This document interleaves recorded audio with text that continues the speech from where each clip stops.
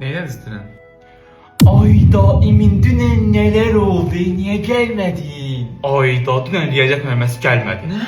Onun yerinə 4 dərs Dalbala idman dərsi keçdi. He, oğlanlar futbol, kızlar voleybol oynadı. O kadar qəşəng bir günüydü ki dünən. Üstünə bir də tarix müəlliməsi dedi ki, bu gün dərsə gələnlərə, ancaq bu gün dərsə gələnlərə testdən 5 yazacağam. Ayda mən niye gelmedim? Hələ dərsdən sonra nə oldu bilirsən? Yox, demeyin, istəmirəm. Metroya getdi və 1 qəpiyə evə getdi. Nə? 1 qəpik?